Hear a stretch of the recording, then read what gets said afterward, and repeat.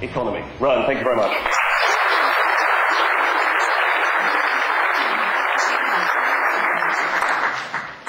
Well, thank you very much. I'm very honored to be your guest. I'm always honored to be a guest of Wrexham. They're always wonderful events. The issue with innovation is that you may have a rate of innovation today which is keeping you successful. But you have to remember that everybody else is innovating too. And everybody else is speeding up at the same time. So in fact, that rate of innovation that you have today that's keeping you successful may just about help you to survive tomorrow. It's like Jack Welch said at GE, if the rate of change inside the organization or the rate of innovation inside the organization is not equal to the rate of change and innovation in the outside world, then that company's in deep trouble.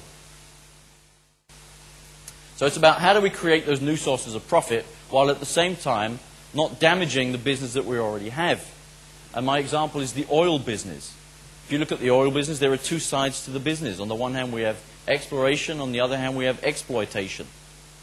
But we know that at some point, the stuff that we're exploiting will dry up.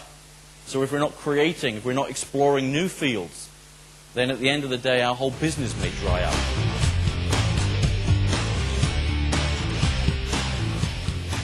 And I think this is so true. You know, attitude only gets you so far. You do need the right system. It was true of the Wright brothers. It's true if you want to, talking to somebody last night about learning a language. You know, it's true if you want to lose weight. That's why we have the success of Atkins and all that stuff. Is that intention alone is not enough. Yeah?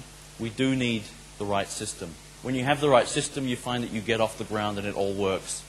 And we've done it with quality. We have the system. We've done it to some extent also with customer service. We have the system. We know how that works now. And so the next great frontier, if you like, is innovation.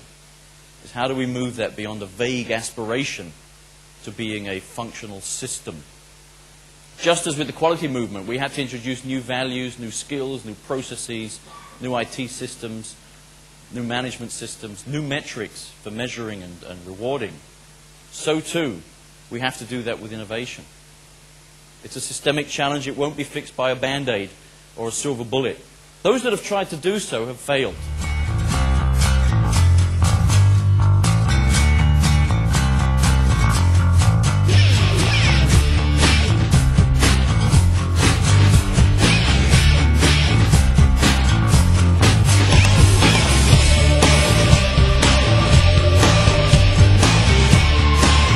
We need to create innovation catalysts. We simply cannot wait for somebody in this room to come up with a great idea in the shower. It's like venture capital. You know, if you invest in 100 ideas, you have the likelihood that maybe 10 will be interesting, and out of the 10, maybe 1 will be really, really interesting. But unless we're doing the 100, we're never going to get the 1.